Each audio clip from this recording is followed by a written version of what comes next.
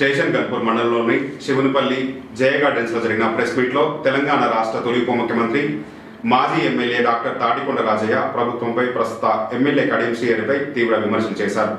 భారీ వర్షాలతో స్టేషన్ గన్పూర్ నియోజకవర్గంలో విస్తారంగా పంటలు నష్టపోయాయని రాజయ్య తెలిపారు. ఆయన ప్రస్తుత ఎమ్మెల్యే కడియం శ్రీహరి రైతులను పరామర్శించడానికి నష్టపరిహారం చెల్లింపులపై సమీక్ష చేయడానికి ముందుకు రాలేదని ఆరోపించారు. శ్రీహరి నాకు భూమి లేదు అని అంటున్నాడు, కానీ నేను దేవందూరు గ్రామంలో చూసిన భూమి ఆయనదని రైతులు చెప్పారు అని రాజయ్య తెలిపారు. ఈరోజు గణపురం మండలానికి సంబంధించిన ఇప్పగూడెం శివారులో ఉన్న తొట్టెకుంట 652 సర్వే నెంబర్ దాదాపు 140 ఎకరాల ఎస్సీలకు సంబంధించిన భూములు, చిన్న కుంట. ఇప్పటికే ప్రైవేటు వ్యక్తులు కడియం శ్రీహరి అండతో మొత్తం బండును కూడా కట్ చేసి మరి ఒక పక్క అన్యాక్రాంతం అయిపోతూ ఉంటే మరోపక్క అది గండిపడ్డది. ఎందుకంటే ఆ బండును తీసేసి ఆక్యుపై చేసుకోవడం జరిగింది.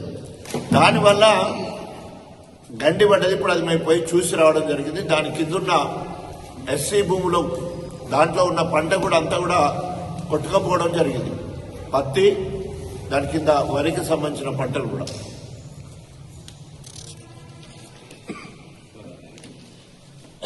నిన్న ధర్మసాగర్ వేలేరుకు పోతే కొన్ని 100 ఎకరాల భూమి కొట్టుకపోవడం, అంటే మేట వేయడం, ఆ వాగు వల్ల ఒక్కసారి 8 గేట్లు తీయడం వల్ల అధికారులకు సరిగ్గా ప్రణాళిక లేదు. ఉదాహరణకి మనం చూస్తున్నాం, శ్రీశైలం కావచ్చు, నాగార్జున సాగర్ కావచ్చు, శ్రీరామ్ సాగర్ కావచ్చు, పైన ఇన్పుట్ను బట్టి అవుట్పుట్ అంటే బయటికి నీళ్లు ఎన్ని తీయాలని లెక్క ఉంటుంది.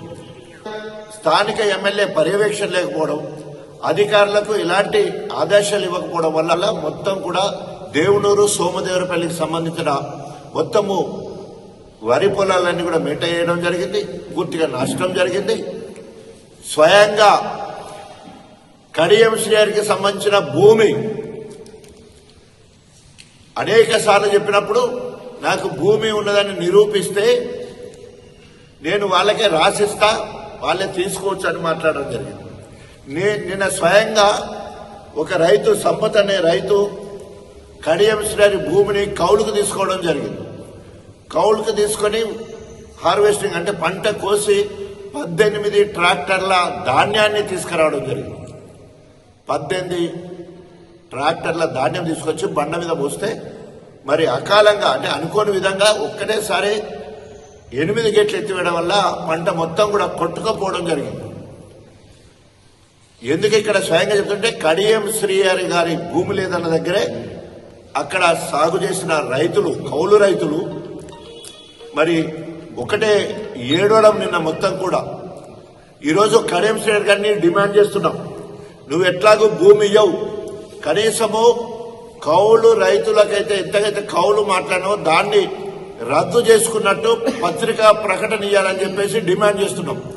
మానవతా దృక్పథంతో ఇప్పటికే పెట్టుబడి పెట్టి అనేక రకాలుగా నష్టపోయింది. తర్వాత పండిన పంట వాగులో కొట్టుకపోయింది.